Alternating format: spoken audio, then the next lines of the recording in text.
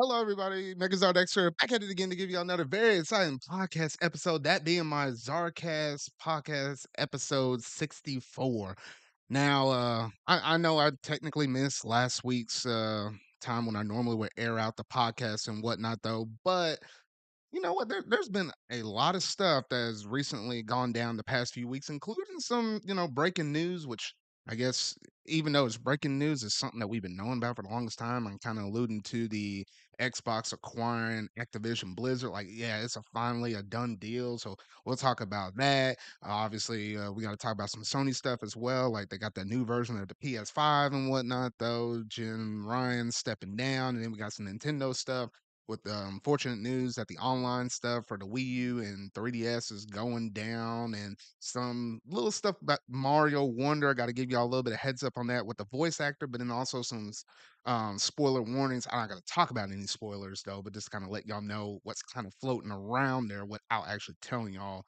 And spoiling whatever though. You kind of get the gist of that. And then a lot of different things in between in terms of pop culture stuff, like are we losing physical media from Best Buy and everything else in between though? So there's a lot of good juicy stuff that we're gonna go through here and talk about tonight though. It's just gonna be pretty much just myself though, but we'll get through all these things and we'll talk about each and every little thing that has happened within the past few weeks though. But without any further ado, let's go ahead and jump straight up into that culture segment.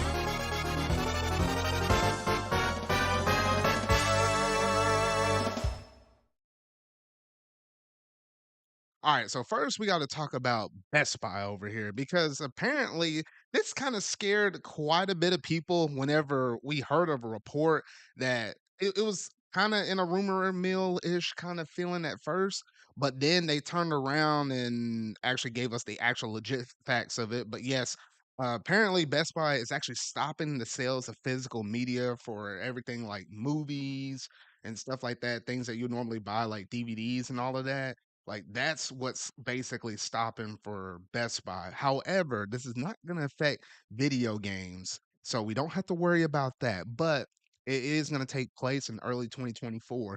And I guess the major thing or the major pull away that you can kind of pull from this is the fact that, and I alluded to this, I think maybe in a couple or a few of my videos in the past, though, but this all digital future is literally where we're going. Because think about it.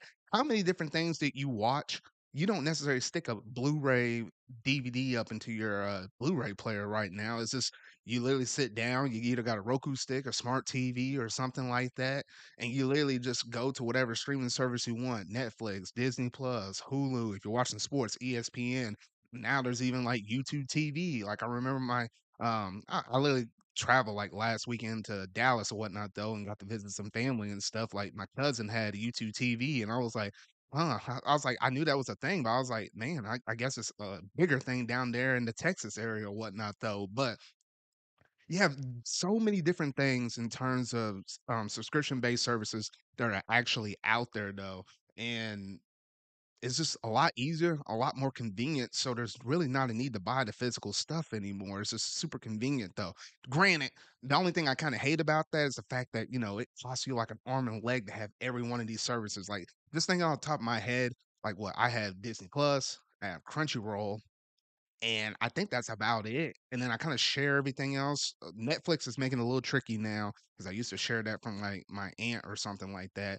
I know my parents have, like, HBO, my brother had Hulu, so I got a little bit of taste of everything, though, but if they start cracking down on the password sharing or you have to do family accounts, this is actually gonna jack up the prices a little bit more. You gotta actually go out and buy everything, though, but that's kinda how I handle most of my subscription-based services. And that's not even including the gaming side where I got like what Nintendo Switch Online, PlayStation Plus, which we talked about that already about the price hike, dumbest thing ever though. Um, but yeah, we have all of those different things though, and my gosh, it is getting a little annoying. So if you care about physical media, now might be the time to kind of pick up some of these Blu-ray movies and stuff like that. Things that you really care about. That you might as well go ahead and target that stuff. And then anything else that you don't care as much as, you'll probably find just doing it digital or whatnot, though. But it is a little sad, a little bit unfortunate, though. But I guess it's just the reality we're kind of moving towards, though. But it is what it is, though. Now, this next topic, Dragon Ball Daima. What on earth is this mess right here because literally I'm looking at this mess and I was like, it's been about gosh dang time since we had another Dragon Ball related thing that was, after Dragon Ball Super. Because, after the events of Dragon Ball Super, we had like what, Dragon Ball Super with Broly, then we had Dragon Ball Super Superhero, tongue twister tied name right there. I don't like the way how that's subtitled though. But yeah, you had those two movies. We were thinking we're gonna get something on the line of Super after those two movies, but they came out and literally announced this week with all of this. And I'm like, what the heck? I was like, I don't understand why they converted not just Goku, but they converted every single one of our main characters, Goku, Vegeta, to even people like Yamcha and everybody else. They converted all of them to kids. They literally like baby Looney Tunes this mess. Yes, I know it's like what Dragon Ball's 40th anniversary and whatnot, though. And I know they're trying to cater towards all those people that really loved the original Dragon Ball series. I get that. The fact that they got Goku with the power pole again. Kind of cool stuff right there though. But you had to turn everybody into kids. I was looking out there on the internet, and a lot of people was comparing this to like what Dragon Ball GT 2 or whatnot. Though obviously with GT it was just only Goku, but it's I guess they're trying to remedy that fact, trying not to put that many people off. So they just did it with the whole cast of characters. So I'm like, especially I feel bad for those people that really are like what big fans of Goten and Trunks, and they always wanted them to age up and get stronger and whatnot. Though, and now in this series they went the reverse. They're now babies. So it's like what the heck? I don't know. I think this series has potential to be good in its own right. Like if you isolate it and put it on its own island, I think it still could be a very enjoyable series, especially if you have like some good comedy related stuff in it. I mean, yeah, I think it has potential, but don't want to downplay what we actually could have gotten, which would have been like Dragon Ball Super, the continuation. And I guess I don't know, depending on Akira Toriyama, whether or not he's ready to do something with Super, or he's just basically using this series as a way to kind of buy him more time to figure out what he wants to do with the manga and where the story of where Super could go on. So I literally think because if you look at the timeline right now, which is kind of crazy, you got like a timeline in Dragon Ball. You had Dragon OG Dragon Ball, then it goes into Dragon Ball Z, and then it splits between GT and Super. Now we don't know where Daima is at, whether or not it's another offshoot branch. So now you got like three different paths, or is it something on the tail end of Dragon Ball Z, like a what if, and it diverges from there? Because maybe it's centered around the Majin Buu era. Because I was like, I saw little glimpses of certain characters from the Majin Buu arc. So I don't know. It might do a little bit of a deviation off of that. I don't know. It's gonna be interesting where they place this. Whether or not I think it's just a completely different side parallel thing because it doesn't look like any of the clothes that Goku was wearing didn't have like that symbol on it that kind of represented Super in any kind of way though. So I think it's its own parallel thing. So you don't have to necessarily worry about these events affecting Super. We can come right back around to it in the future though. But I think for the most part, that's most of my thoughts I want to say up on this thing. Hate how we're not getting a sequel to Super, but I still think in its own right, this is going to be good.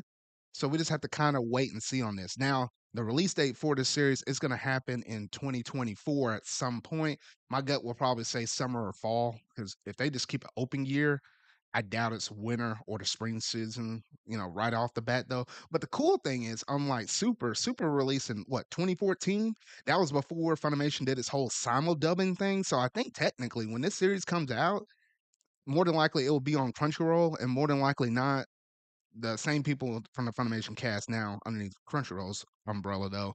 They'll go through and probably simul dub this thing. So the dub will be like what 2 weeks behind the sub, so we don't have to wait a really long time to get the dub content. To watch Dragon Ball Super sub, and then turn around and watch the dub, it's enjoyable on both sides. But at my heart always was a dub fan and whatnot though. So I always love watching the dub for this though. But I'll be looking forward to it though, and I'll obviously report on it a bit more when we get either more information or once we actually are able to finally, watch this for ourselves though. But that is off in the distant future though. But I definitely had a lot of stuff to say because it's not a lot of times where I talk about something super passionate anime wise, especially since this is like one of the first few animes I actually managed to go through and watch though. But yeah, so that's all I got to say on Dragon Ball right there. Now let's go ahead and talk about our Marvel segment. And for this Marvel segment, we're going to be talking about Loki season 2. Now with Loki season 2, it just premiered. I think now it's a little weird cuz we normally had these shows dropping out on Wednesdays, but now it's actually dropping on Thursday nights at like PM Central Standard Time. Because at first I was thinking, I was like, oh, okay, I actually like this a little better now. So I don't have to, for people that were like the diehards that will wake up at like 2 in the morning or something like that to watch the show. Thank goodness I don't have to worry about that anymore, though. But I'm actually able to watch it the second it drops, so I can avoid all spoilers whatsoever, though. So that's a pretty good feeling. I ain't gonna lie, that's pretty good. But the premiere for it, we now got 2 episodes right now, and I went through and watched both of them, and I will definitely say, they did not miss a beat. Like, it literally picks up right off the events of the end of season 1, rolling right into season 2, though. I like the introduction of some of the new different characters and stuff like that. Obviously, Loki is, let's say he's closer to almost like I wouldn't say a hero, but he's like more like a he learned from some of the past mistakes he made prior to the events of the Loki season, obviously, and then even learned from some of the ramifications between him and female Loki. Can't even. Oh, her actual name is slipping my mind though. But I always said female Loki for some reason though. But the consequences for her actions, he kind of learned from that. Obviously, had like a little glimpse of what the future could be in terms of Kang the Conqueror and whatnot, though, which we saw a little bit of him and what he's actually potent or has the potential for. Because remember, in Ant Man and the Wasp: Quantumania, we actually got to see one variant of him, though, but there's obviously a lot more that's coming along the way, though. So it's going to be really interesting. And this is technically our first Marvel MCU Disney Plus series to actually get a season 2. And why not none other than Loki, which I think was technically the best Disney Plus series we have ever gotten. And it goes to show the fact we got a season 2. But then again, there is some important stuff that they're including within the MCU in terms of like the multiverse and stuff. It kind of all stems off of this series, so that kind of made sense why we got a season 2 though. But in terms of all the actors, like Mobius, it's good to see him again and whatnot though. The interaction between him and Loki, and then also you got this other dude called Ouroboros, which back to my gaming origins. I don't know why so many different things lately within the past year. I either heard the name Ouroboros or saw that like Infinity Loop or whatnot. Though, like I know about that from what Xenoblade Chronicles 3. Then knew about it or heard about that a little bit more within when Fire Emblem Engage and whatnot, though, as weird as enough it was in that, like they made some small references to that kind of theme as well. I was like, what the?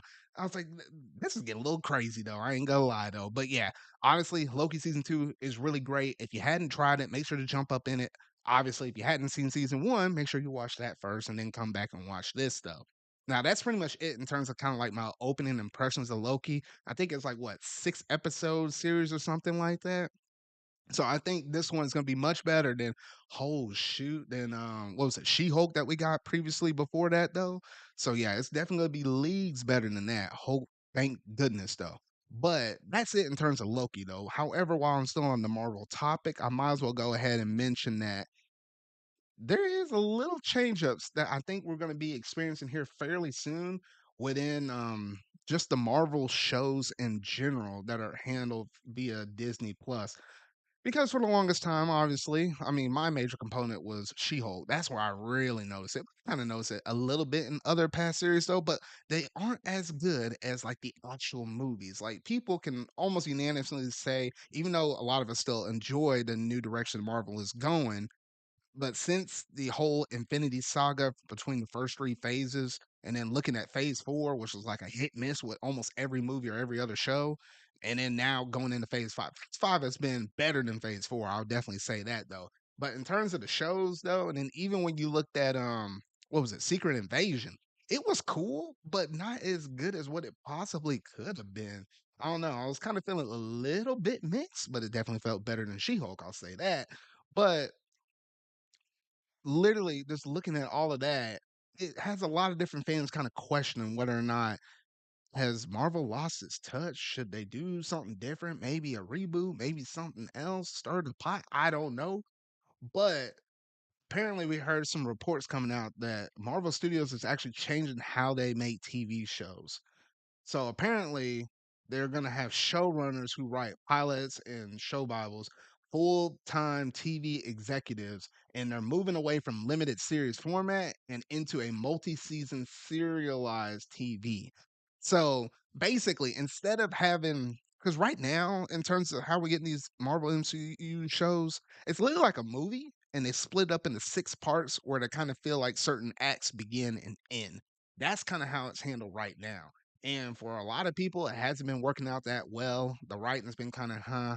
They literally been having people that would normally, like, what, shoot whole movies, actually directing and doing this stuff rather than people that normally are used to TV shows that usually do show for like an hour runtime ish. You know, you had commercials and stuff like that, or depending on what streaming service it was on, you will usually have those, and then they will plan it out for X amount of episodes. Like, I guess the closest example that we can kind of think of this as is if you go back and look at what was it, Marvel's Agents of Shield.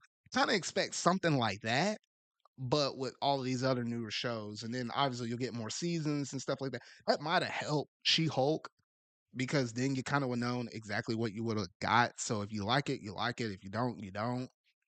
I mean, for some characters, I think it will work really well. I think it'll be a better direction, honestly, to see it like this, because in that way, you'll actually have a consistent flow of Marvel stuff. Now, how they will tie the Disney Plus stuff to the actual movies themselves, because they kind of halfway attempted it with Marvel's Agents of Shield. That's where things will get a little bit dicey, though. So I don't know. We'll see, though, because the reason why I brought that up was because I guess because of all the writer strikes and everything like that. Unfortunately, ooh, goodness, Daredevil, that series has been going through the ringer. They had to actually lay off some people, fire them, and bring in some new people and stuff like that. Because Kevin Feige and all of them, they didn't like exactly what they were kind of putting out. So they're going like a different approach for that series, though. So when that one actually finally does manage to show up on Disney Plus, we'll get an idea of exactly the way and the new direction they actually want to kind of go for this series right here, though. But I think that's pretty much it in terms of all the Marvel stuff I wanted to say. Quite a bit of stuff to kind of swallow though. But yeah, Loki season 2 is really great. Kind of interesting to see the future of the Disney Plus Marvel shows in terms of the direction that they will go from this point moving forward though. Now, let's go ahead and incorporate some more video game stuff. And one of the last topics I have in terms of the pop culture segment, but it's kind of halfway pop culture, kind of halfway video games. So that's why it's placed right here, though. But yes, they Netflix actually came out and confirmed that they are going to make a Devil May Cry series for Netflix. And not only just that, but there's actually going to be a Tomb Raider series as well. Like they came out with that double duo announcements. Both of them had like some small teaser trailers, a little bit of footage of some of those main characters, but not too much more beyond it though. And I don't think they actually gave out like a solid window frame of exactly like when these shows are actually going to drop though. But it is really cool the fact that we are getting these nonetheless though. And it's just been kind of nice seeing all these different video game adaptations. Like what, even on Netflix right now, like what you had like what Sonic Prime going on Netflix. I know you also had the Castlevania series. I know that's been running for like a hot minute. You know what? That kind of has me wondering. I probably need to go and make a video. I guess it's a video topic idea. It just kind of hit me though, but, I don't know if anybody has managed to sit down and say, "Hey, since Pokemon Detective Pikachu, that movie, has released, how many video game adaptations have we gotten since that point, whether it be movie series or show-wise after that movie? Because I think anything before that movie, it was extremely limited on the certain stuff we got. And then since then, like what we had Detective Pikachu, the Mario movie. Now we got this Tomb Raider, Devil May Cry thing. I think I already said the Sonic movie and whatnot though. They literally made a Monster Hunter thing. I think they got like Resident Evil stuff kind of set up on its side. Was there another scary one? Silent Hill. They're kind of doing a little thing for that now too, and a few other things though too. Uncharted, they did that, and a lot of other stuff that's probably just kind of slipping my mind right now though. I mean, I might need to actually do that though. But yeah, there's been a lot of stuff since Detective Pikachu has managed to take off. And I think since then, it's been pretty good with most of them. Some of them has been good, some of them have been bad. You have some hits, you have some misses though. But overall, we've been getting a pretty good spread of a lot of good different stuff throughout these past several years though. But yeah, so that's pretty much it in terms of that. This is a short little quick announcement right there though. But if you happen to be a fan of the Tomb Raider series or Devil May Cry, then you ought to be really looking forward to these releasing here soon on Netflix though. But yeah, that's gonna basically do it in terms of all my pop culture segments. So we'll go ahead and switch it over to the next thing, that being what's in the gaming news.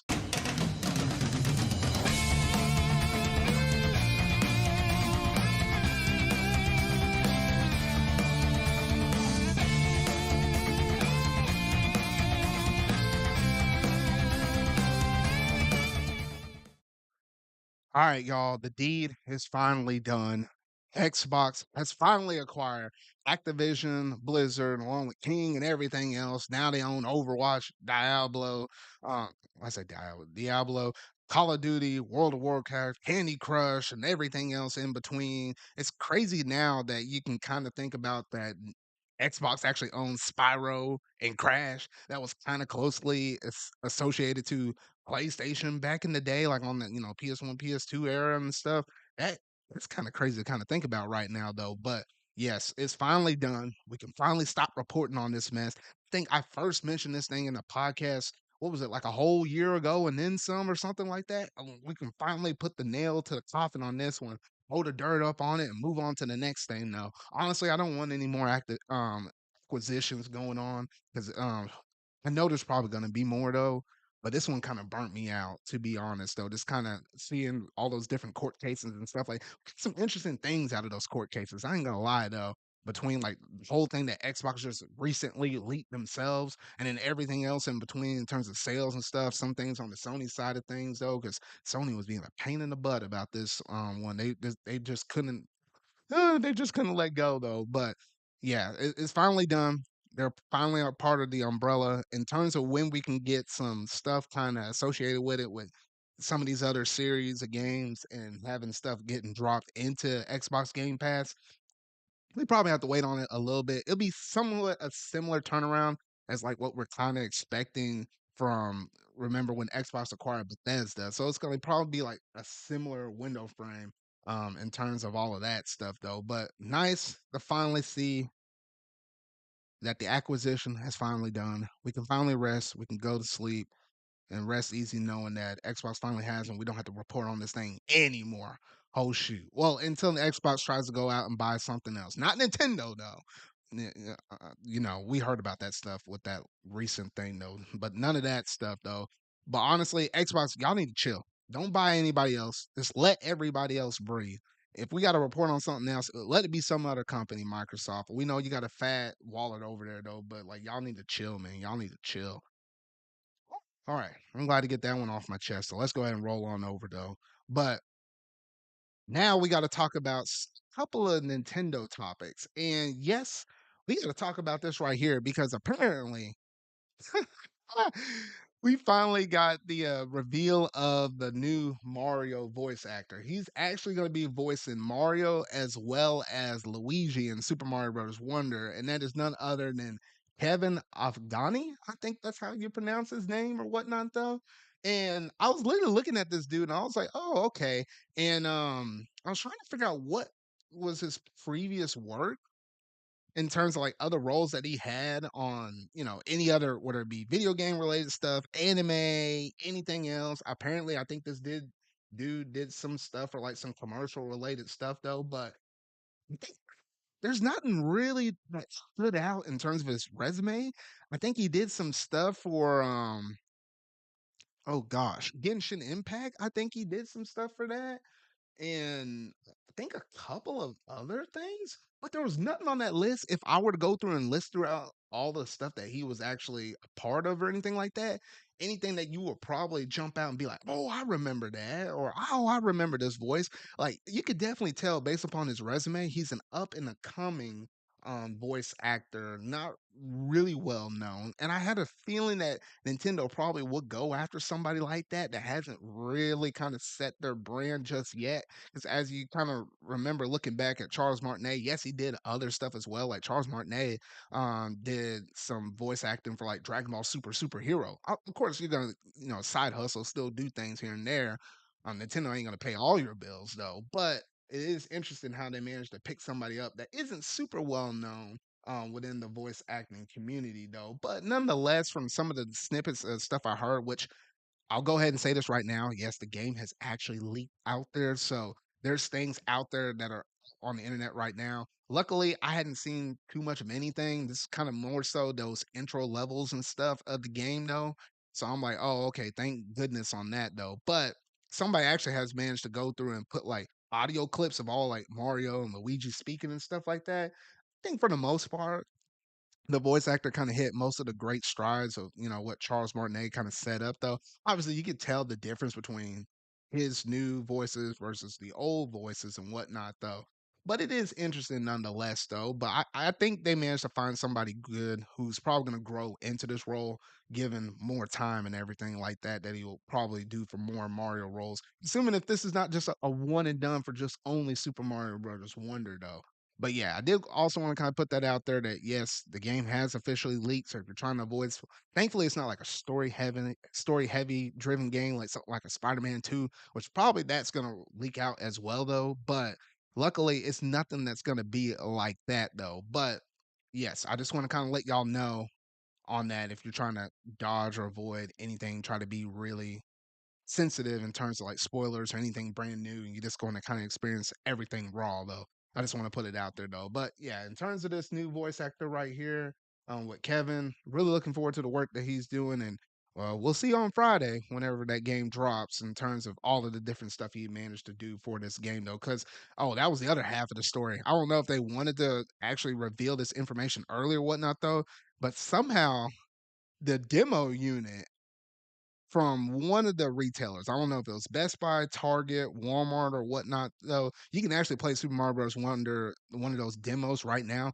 I actually managed to actually play the demo myself at like a Walmart kiosk, and I actually managed to record some footage. So I may drop something on the channel. Depends on how I feel.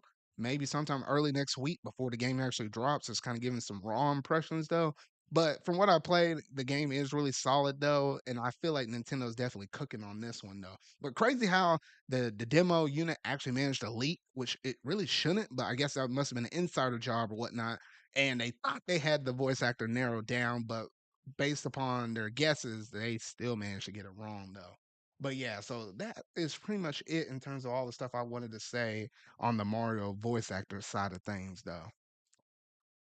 Now, this next bit of news is a little bit unfortunate. I already made a video on it if you want to hear my full blown thoughts on it, though. But yes, the 3DS and the Wii U online services are actually going to be shutting down April of 2024. It is really unfortunate because I had to sit there and think. I was like, wait a minute, when did they take down the eShop for these services or for these systems? And it literally was March of this year. It hasn't even been a full year. And by the time it actually loops and goes around to next year, they literally shut the eShop down earlier this year in March, and a whole year later, then they shut down the online services. So once these online services go down, that's literally just it for the Wii U and the 3DS. It's going to be really sad and really unfortunate though. If you're looking for some games that you might want to possibly go through and play one last time, I do have a video out on my channel though. I actually gave out some recommendations for I think about roughly about 10 different games though. But there's a lot of different online games out there for Wii U and 3DS that you probably definitely want to go through and give one more go around for before they officially unplug the plug. If you don't go out and play Kid Icarus online one last time, there's something wrong with you, man. That was like a quality 3DS online mode right there. I definitely have to pick it up and mess with that a few more times before they pull the service on that one though. But honestly, really sad, really unfortunate though. But in terms of shutdowns, hopefully that's the last one for a while because is I don't expect anything like what for the Nintendo Switch to shut down because we're still actively in it. And even when we move to the next console, hopefully as long as the system is backwards compatible, then we can still look at probably another decade's worth of, the eShop and the online stuff still being on the Nintendo service and whatnot, though. And I think maybe this is another reason why they're shutting down these online services with the 3DS and Wii U, because those use like the Nintendo Network ID, and the new accounts that were kind of going on right now, which they've been talking about that heavily in their Nintendo fiscal quarterly reports and whatnot, though, how they're trying to put everybody on this new Nintendo account thing. I think they're trying to get rid of the old system. And from this point moving forward, maybe you're going to have some type of connectivity or continuity between all these other future systems that we're going to have Nintendo Switch onward. That's hopefully the goal. So maybe, the Nintendo Switches online will actually last for maybe a little more than like a decade and a half or something like that before they decide to actually take it down. No, at least that's the hope and goal. But as we go towards this digital future, all digital future, it is a little bit concerning to say the least, a little bit concerning. But that's pretty much it in terms of that right there, though. But oh shoot, if you haven't been watching this podcast, whether it be on the YouTube side or especially on the YouTube side, or maybe if you're on the podcast side of things, though, something down in the comment section down below, your favorite Nintendo online game, whether it be Smash Brothers, Kid Icarus, Uprising, or anything else in between. Because if I have those games, I need to go back through and check them again one last time, though, for 3DS or Wii U. So yeah, so that's pretty much it in terms of that. All right. So now we got to talk about Jim Ryan stepping down as the CEO of PlayStation. I don't know what the actual word is or jargon for his actual position, though, but we just know him as the CEO for the PlayStation, basically, of that division. It's kinda crazy because actually, when people started reporting on this and saying how long he actually was in the company, this dude was in the company for like 3 decades, like 30 years. I was like, what the heck? That's a long time to stay at a company, especially considering now in terms of jobs and everything else in between, where you have people moving from jobs, probably not even like staying with a company maybe for like 5 years or something like that, and then they're bouncing around between different stuff, trying to get different advantages, moving on up, everything else in between though. But with Jim Ryan right here, he's officially stepping down. He said, some of the reasons why is obviously he's getting a little older. It's a little hard whenever he's literally living out of what was it, the UK or somewhere in Europe, and having to always hop on a plane and travel to America because most of his operations is coming out of here, but then also swinging around to the other side of the globe and trying to go to Japan to do certain things with Sony over there. So I guess he wasn't up to all the different traveling that he would have to necessarily go through each and every day. So he decided he's officially stepping down now. So obviously they got some other people kind of lined up that's going to be kind of working closely to him. And some other people that are going to be kind of working in the interim. So they already got like a step in CEO for the moment until they can actually find their next dedicated CEO person though. But it was kind of weird with the internet interaction and reaction, I would say, in terms of this news, because a lot of people were happy that he was gone. Like a lot of people were saying in this Jim Ryan era, how many people were like, excited that he was going because we didn't get as many good games, or the fact that there's this nickname associated with what is it, Lion Jim Ryan or something like that. Like he would say one thing, but then turn around and do something else, and then you had like him increasing the prices of PlayStation Plus subscription. That kind of rubbed people off the wrong way, and a lot of different other things in terms of other games and stuff like that, though. So that's why a lot of people were like, "Hey, even though he probably did good in his other roles before he became the CEO, they were okay with him there, but once he became the official flagship for it though, and saying all of this stuff, and what was it? That old quote is like saying that no one likes to play old games, or I don't like to play old games, something like that. That I remember that actually rubbed people off the wrong way as well though. But it is kind of crazy and a little bit interesting right there though. But I mean, me personally, I just got in the PlayStation ecosystem this console generation with the PS5, so I can't really say too much outside of the fact of where the heck are those first party Sony games? I made a video on that. Check that out to hear my full thoughts on that. That's the only thing I kind of had some beef with this dude right here though. But I don't know.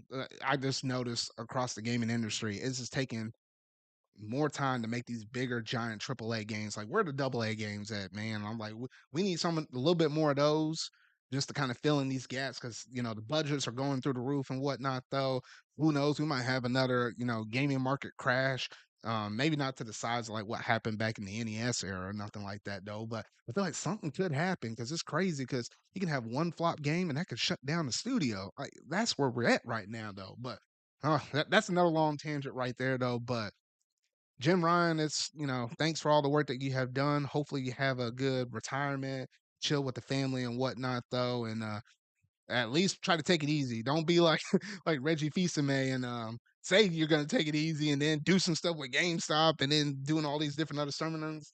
I said sermons, seminars, and everything else in between. Though I guess he just can't stay still though. But yeah, so honestly, that's pretty much it in terms of that news topic right there.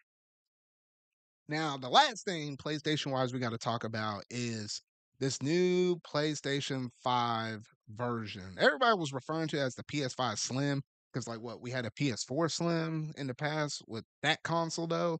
So that was like the code name everybody was just kind of running with, though. But it's technically just the new version. Like, of the PS5. Kind of like how we had a version 2 of the Nintendo Switch that had the better increased battery life, and they phased out the old version of the Switch where it was kind of a little easier to hack that system. So it's kind of similar like that though, but they are saying it's a slimmer size. So internally, a lot of people are thinking it as the PS5 Slim.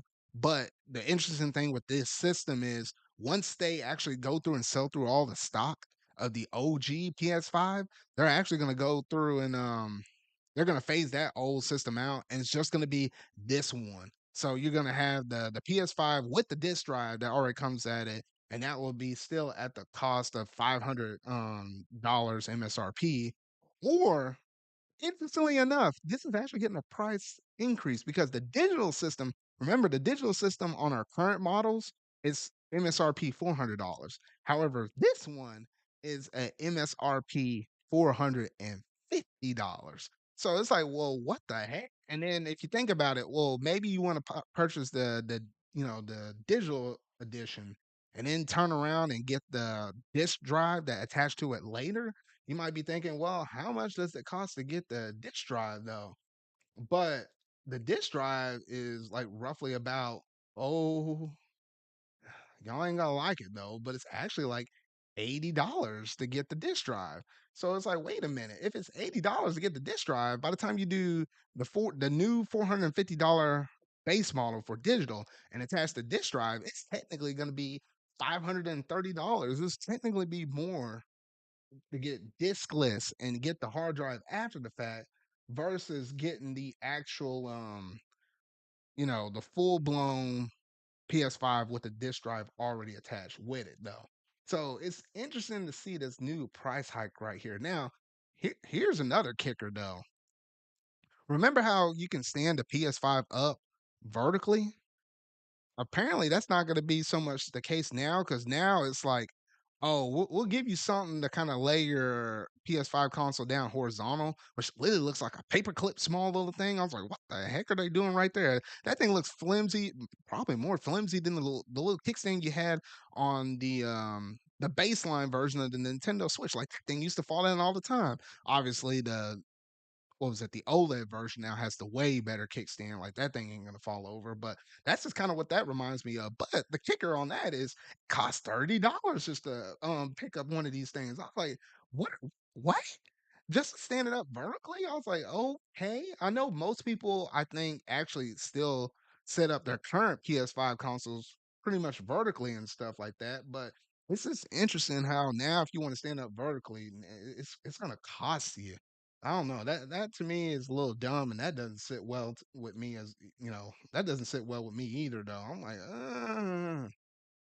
all right. I'm just kind of glad I already had my PS5 console, so I don't have to deal with some of this mess because I feel like obviously in terms of the system it's good to have more options like if you happen to buy a new digital version PS5 there is an option for you to get a disc drive after the fact and be able to take physical copies of games.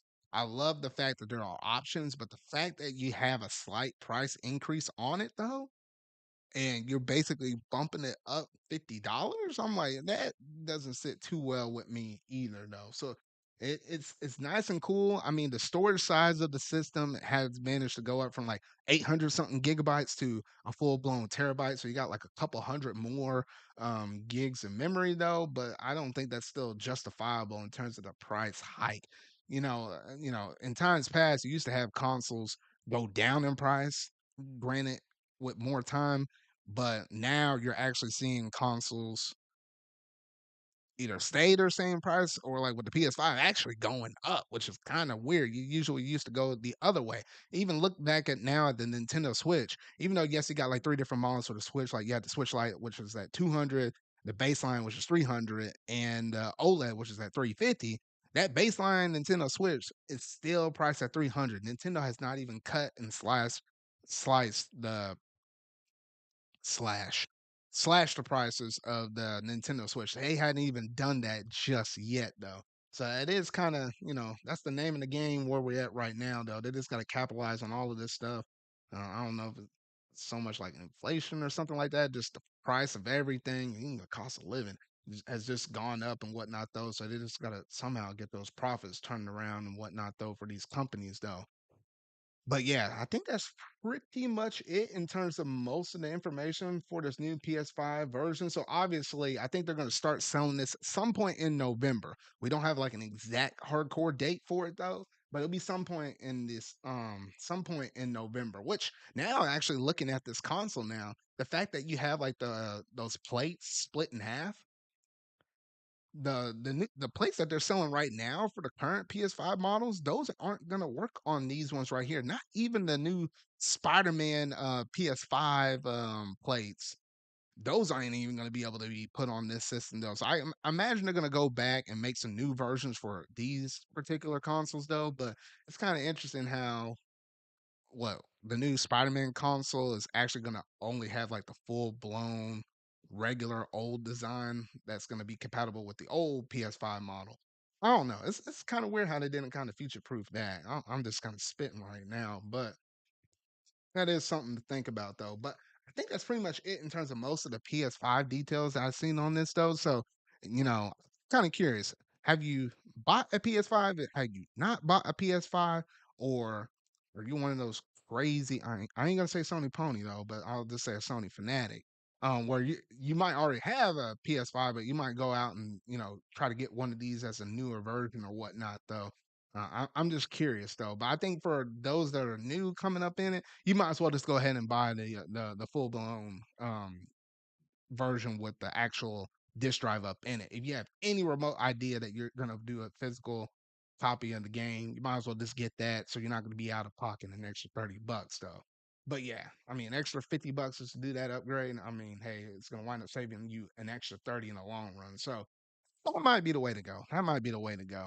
But yeah, I think that's pretty much it in terms of that. And that's pretty much it in terms of all my gaming news topics. So, with that being said, we might as well go ahead and transition over into the next topic. That being so about that show.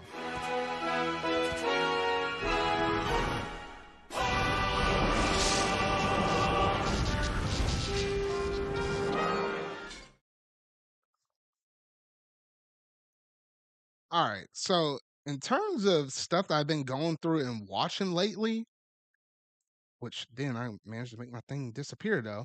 But in terms of all of the stuff I managed to go through and watch right now though, I managed to go through and see quite a bit of different things with the new holiday seasons and stuff kind of popping up.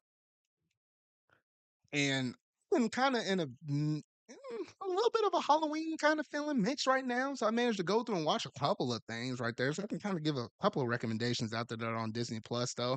But I did manage this weekend to actually sit down and watch the new Haunted Mansion movie that was actually on Disney Plus right there. Obviously, it's not the one with Eddie Murphy and all of that stuff, like the classic one. This is like with a new cast of characters though.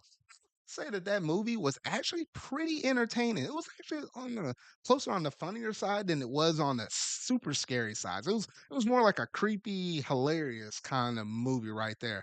I give credit where credit is due. I mean, you literally I'm really bad with names in terms of people that are in movies and whatnot though.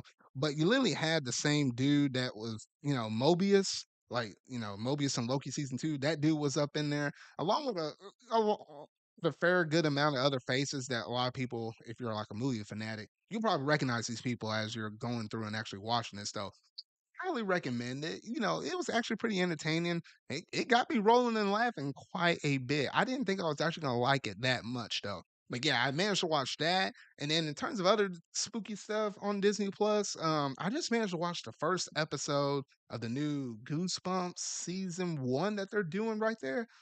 I didn't think I was gonna like that either, but that one might have been a little bit more on the creepy side, but you got a little more. I guess it's just more like a traditional series that you kind of would normally watch. It's not like super, super funny. You have some, it has some comedic moments here and there though, but it's just more like a traditional show.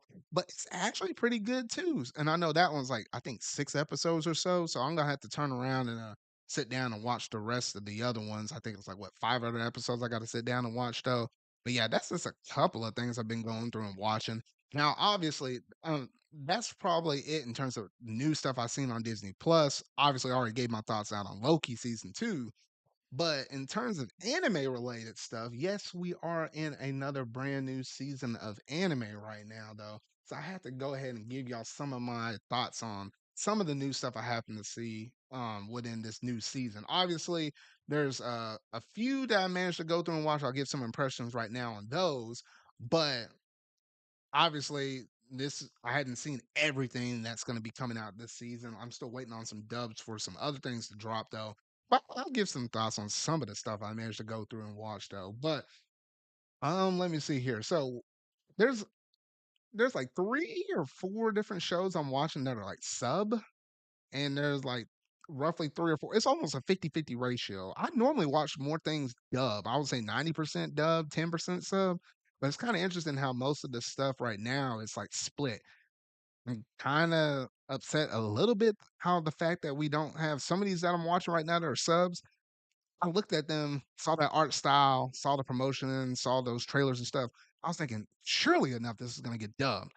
And Crunchyroll did not dub it. So I'm like, oh, okay, that's a little dumb. Unless somebody like High Dive is gonna come out weeks later and tell us like, oh, we actually are dubbing this, then I'm gonna be like, well, what the heck? But one of the shows I've been watching is one that's called Our Dayton Story, The Experienced You and the Inexperienced Me. Now that one's like a kind of a rom-com right now. There's like 2 episodes of the sub out. That's the one that doesn't have a dub, and or at least we don't know it's gonna have a dub. And the catch on this one is most rom-coms, you're literally going through and watching them where it's like, oh, the dude and the girl are slowly building feelings for each other, and then they eventually, they hook up at the very tail end. It's kind of the reverse of that. They actually managed to get together literally on the first episode. However, I guess the major kick between it is, even though they're technically dating, they see some qualities they like within one another. It's not like a full blown, like, oh, I love you, kind of to that deep devotion that you would normally have with a partner once you've known them for a while, probably as friends before you even start dating or whatnot, though. So yeah, it's kind of like that. What is it like the old middle school, elementary school kind of dating mindset or whatnot, though. But they're slowly building deeper feelings for each other, though. But I can kind of tell based on the previews and stuff like that. I think they're going to introduce a childhood friend of this main protagonist dude, and then she's going to be competing for his attention while he's technically the other girl is basically still dating the dude at the time, though. So I can see the direction where this show is going though, but I've been thoroughly enjoying that one. That's one I've been having my eyes on before this season because I just saw some of the promotional material and stuff like that though. So I was like, "Well, okay, it's like I kind of like that. That kind of seems a little bit nice. Um, Another one I'm watching is Free Ren Beyond Journey's End. That one I feel a little bit mixed on. I think it's kind of good. It's weird how on my anime list is rated as like a high 8 point something right now. I think it's almost close to being like a 9.0 in terms of the ranking and whatnot, though. But that one is just kind of based upon like more like an adventurous kind of travel thing. You obviously have this elf, which most elves like live for a very long period of time. So she was, going through her journeys with an old cast, of crew of people, but all of them had gotten old and a lot of them had started to pass away. So now she kind of took on and started working with a couple of other new people that she managed to pick up. thanks to some of the interactions with some of our past party members and whatnot, though. So I don't have like a full grasp on that one yet. Obviously, they dropped like 4 episodes of the English dub out recently this past week, all on one day. So I've been kind of going through. I watched like a couple of the episodes thus far. I need to go through and watch a couple more though. But it's pretty nice, but I can't say anything super strong on that. Another one I'm watching is the whew, whew, this one right here. Okay. Y'all might think this one's a little crazy though. I mean, it is a little crazy though, but bear with me though. It's literally called the 100 girlfriends who really, really, really, really, really love you. And I'm like, you might be thinking that it's like, wait, a harem anime that's based on 100 girlfriends with this one dude. I know. Strangely enough, I actually managed to sit down and read the manga of this before the anime was even known or announced. My good buddy Sonic U, he actually recommended me to read this manga. While yes, I didn't actually stick with it. I read like, I don't know, somewhere between 5 or 10 chapters of it before just falling off on it because I'm not much of a manga reader. I'll try to get into something and I just never could stick with it because I always love my anime a bit more though. But I knew about its knowledge and stuff before the anime actually happened. So when they actually came out and announced that this is getting the anime, I was like, what the heck?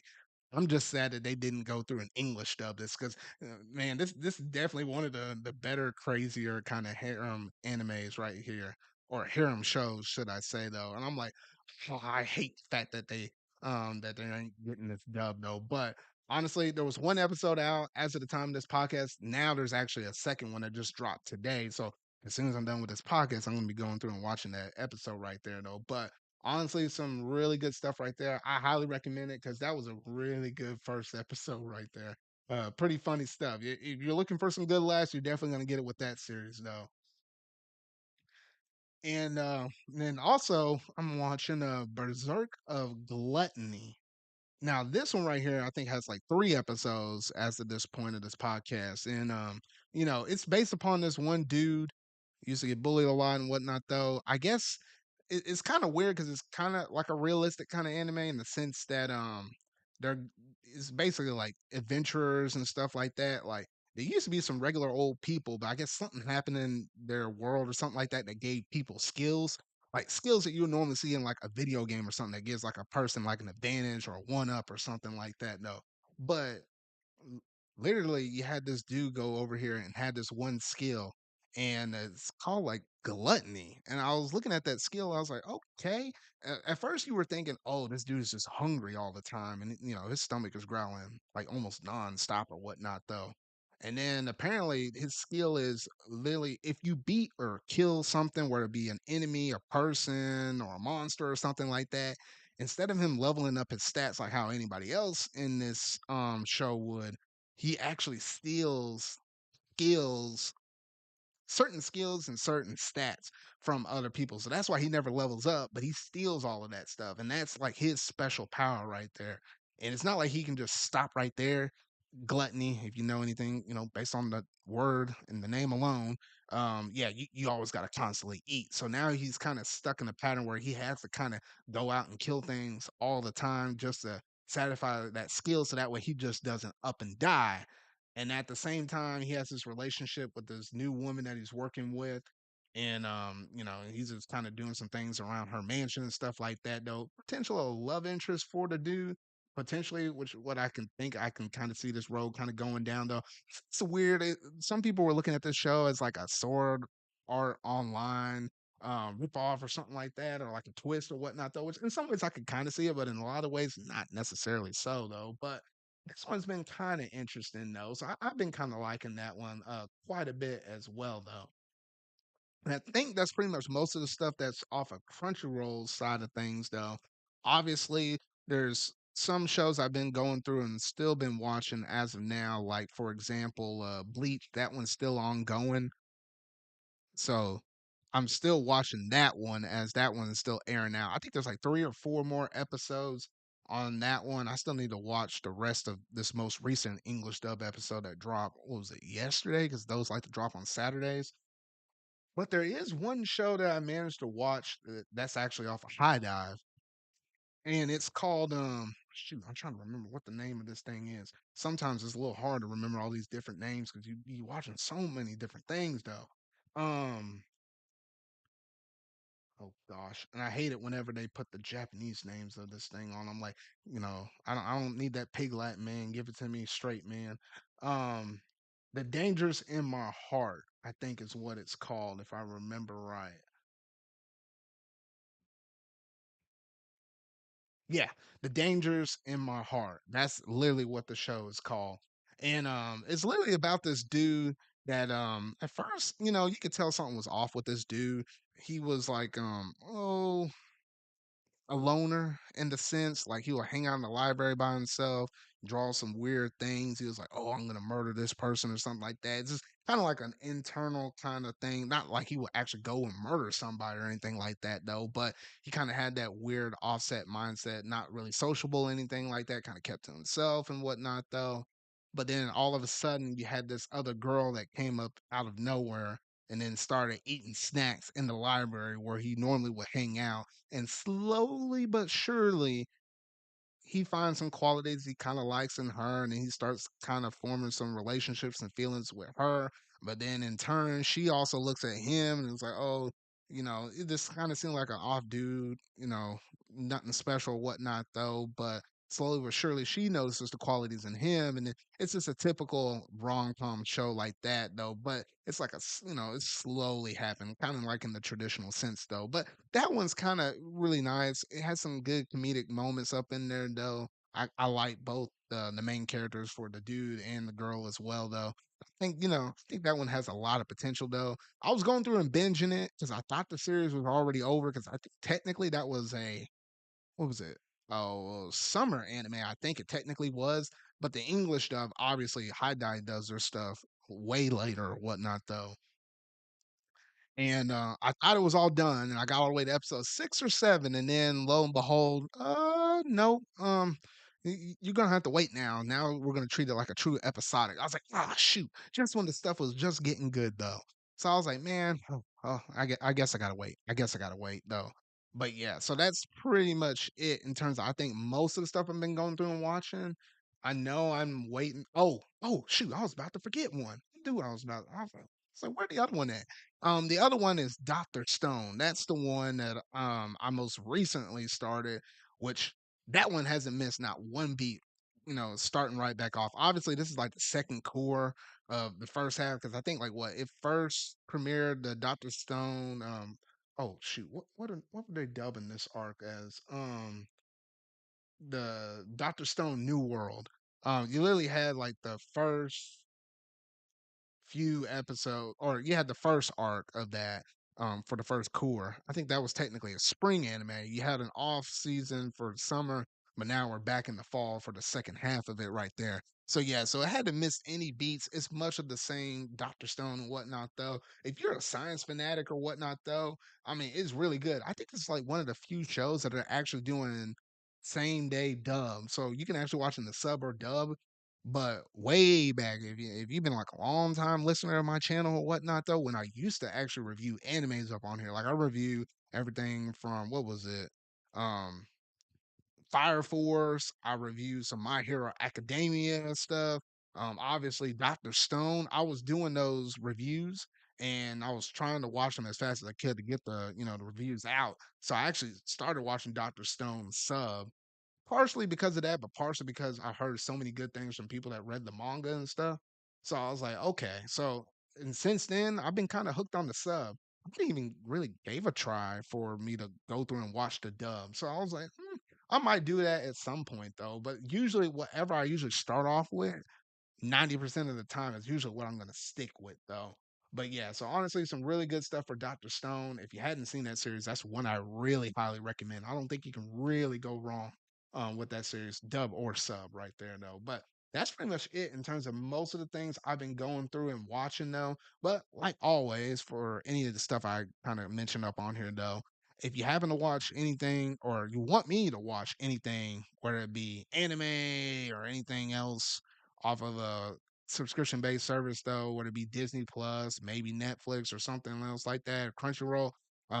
Whoever leaves the first comment on the YouTube version of this podcast, I'll check it out if I'm able to get access to it. I usually will check it out and then give it a review or something like that the next time I talk about what I've been watching in my ZardCast podcast segment right there. So it's open for anybody else that kind of wants me to try watch something, kind of hear my thoughts, yada yada yada. I always leave that window open for anybody that wants to do that though. But yeah, that's gonna basically do it in terms of that pop culture segment. So we'll go ahead and transition over to the very last segment, that being what you've been playing.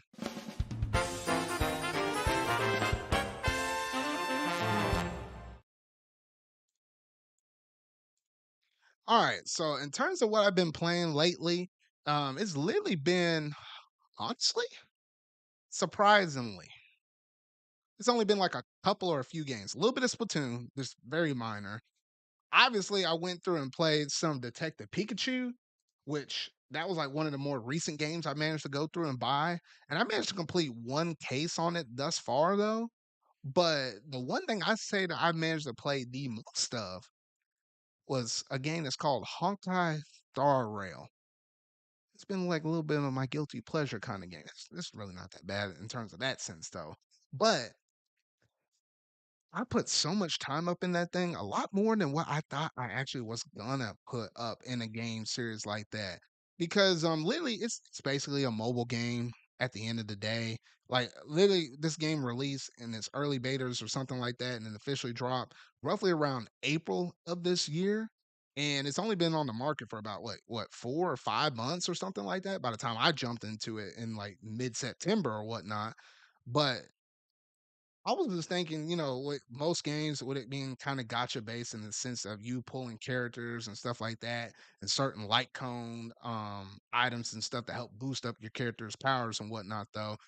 I was just thinking, oh, I'll just mess around with this on my Asus ROG Ally, try it out here a little bit on PC, and then just kind of see what it is. Because, it's the same people that made Genshin Impact. So I was like, okay, I heard good things about Genshin. I tried it personally. I wasn't really a big fan of Genshin because there's like a lot of exploration you can do with in terms of the open world aspect, a lot more than what I kind of want to invest in terms of time based upon what I'm able to actually do within playing a game like this, but then also still going through and playing all these other big AAA games. Like literally, we had Sonic Superstars was dropping on Tuesday, and Super Mario Bros. Wonder and Spider Man 2 they're dropping on Friday. So I was like, I don't need something super heavy that's going to take that much time away from me though, but just a little bit of something where I'm like, oh okay, maybe it'll just kind of keep me engaged and kind of keep me going for this little period of time though. But this thing really sunk its teeth up in me. Like now I'm like fully blown invested in this game right now. I would say I'm putting time up in this game kind of similar to how like I used to put time into Splatoon 3. I still basically put the time in Splatoon 3 though, but I'm just juggling a lot of different things right now. But literally, it's just I've been going through and playing a lot of the different stuff up in there. I managed to get past the space station art. I managed to get past the Urilla 6 art, which was like the Ice World part. And right before I did this podcast stream, I managed to go through and beat, I think for the most part, the the most recent world that was in the past update, whatever. No, what shoot, the La Fu. There we go, the La Fu. I just like calling it that though. But yes, I literally finished a lot of food. I managed to beat its final boss. So now I'm kind of in like the epilogue conclusion part of the story right now. So I'm just kind of in the wrapping up segment right now. I think the recent 1.4 update just dropped where now they included like a couple more 5-star characters and like one new 4-star character. And I think that's basically introducing some new story elements and stuff like that. I'm almost getting to the point where I think I'm about to get caught up in terms of the story of where it's at right now. But yeah, that's just currently where I'm at in terms of my journeys and stuff within Honkai Star Rail though. But I never thought I would get that invested in it. And you don't want to know how much invested I am in it?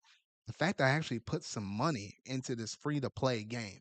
I mean rarely ever do that with any game I manage to play that's a free to play game. Not even Fire Emblem Heroes, which I was investing in that mobile game for a whole entire year. I never put a single cent into that game. But I actually managed to put some up in that. Like I bought the little pass thing that gives you more stellar jades, which is the in-game currency. I managed to purchase that, and then I turned around and managed to get Oh, the currency that's like the paid currency, but you can convert that to game currency. Because I really wanted to pull a character real bad, and I want to make sure I didn't miss it. Luckily, I did manage to get a new character that I didn't own. I was gonna feel a little salty if I put money in the game and didn't get what I wanted.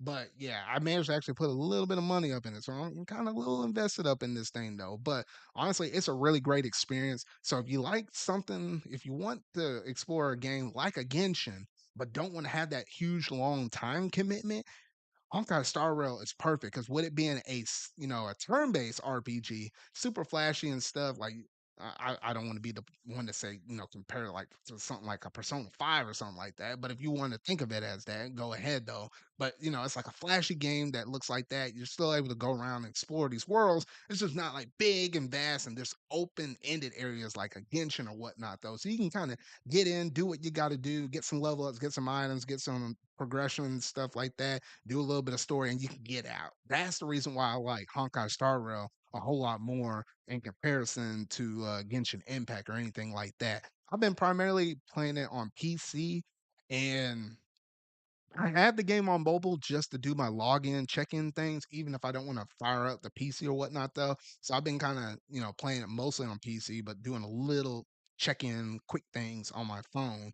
However, they did just manage to recently drop this for the PS5 as well. So I'll play it on PS5 if I'm planning on streaming the game. So primarily PC, PS5 to stream, but using the mobile app to actually get my check-in logins and stuff if it's a day that I'm probably not going to actually play it on my PC or whatnot though. So that's how I'm invested when I'm playing on off of like what three different platforms at any given point. So yeah, it's a really good fun game, but I do highly recommend it, especially if you're somebody that's looking to play a game but not really looking to spend a lot of money or any money at all. I mean, you can do quite a bit of stuff up in it though. Obviously, you got to have certain checkpoints where you got to get a certain trailblaze level, but put enough time into the game and it's not going to feel like you're just going to hit a point where you're just kind of locked out and you can't do anything. It's never going to be like that.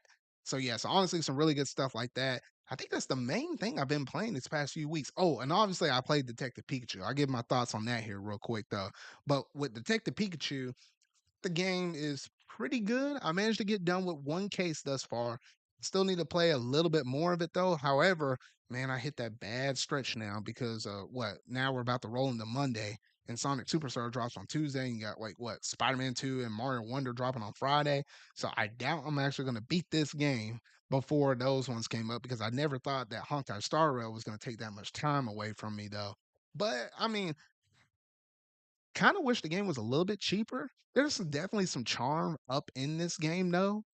However, I don't think it kind of lived up to expectation of like what most people were kind of thinking based upon the 3DS entry. Maybe part of it's kind of due to the reason that what I guess what Detective Pikachu on the 3DS was probably like one of the best or better looking games on the 3DS. But then obviously you blow it up to HD and you see all these other games that are HD also on the Switch, and it kind of has some bigger shoes to fill than kind of what Detective Pikachu can actually fill up right there. That's kind of the problem I think I'm having right now. So yeah, so some of the story stuff is good, but like the way how I guess you uncover the truth and whatnot though, it's kind of similar to a game that's like a Ace Attorney, but not nearly as I would say maybe as complicated, like or as challenging, should I say, as something like an Ace Attorney. Because like you can mess up an Ace Attorney and have some bad consequences. I don't think you can really mess up that much in Detective Pikachu and have some really bad negative consequences, something like that. I mean, most of the stuff I've been, guessing on the stuff based upon the information they kind of gave me the game.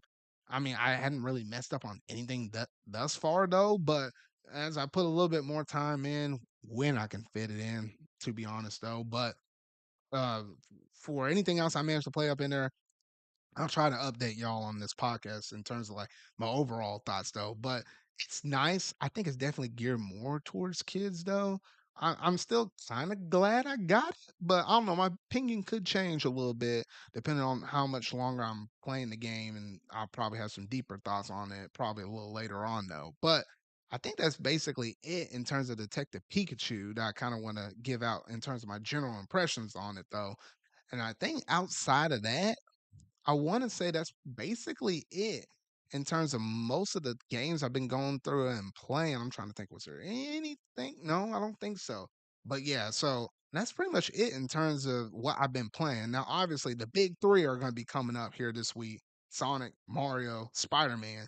So that's where most of my focus is going to be going on this upcoming week. So hopefully, you should be able to expect some streams or some launch day streams or something for each one of those games as we kind of get those. And I managed to go hands on with it though. I'm still thinking how I'm going to tackle this. Hopefully, I can kind of beat Spider Man, oh, not Spider Man, beat Sonic fairly quick. Then maybe dabble and play Mario in between certain segments where maybe I would have almost felt. I don't think I necessarily will get burned out on Spider-Man 2, but when I want to change a pace, maybe I can jump and do some Mario Wonder stuff, jump in, jump out, and just kind of toggle those two back and forth though, because there's not really any spoilers with Mario.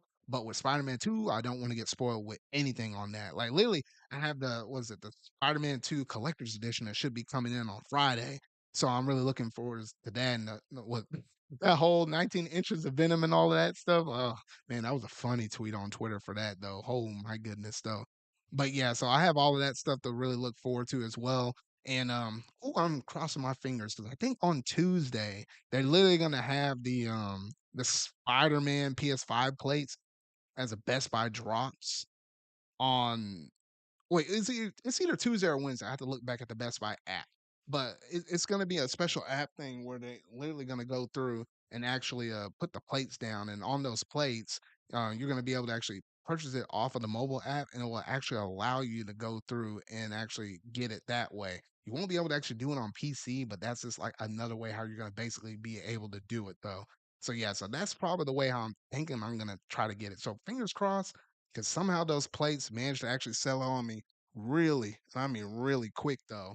But hopefully, I can manage to get my hands on it because it's the only thing I'm missing. Like, I literally got the collector's edition, I got the controller, I just need the PS5 plates.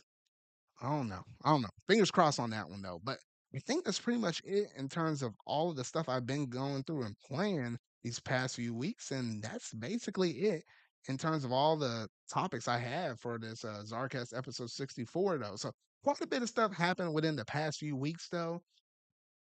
And oh shoot, man, it was something to kind of get through all of these different topics though. But obviously, looking at this probably a couple weeks from now though, I have a lot of stuff to say on both was it all three of the Sonic, Mario, and Spider-Man. I'll be having good lengthy chunks in the podcast for all three of those.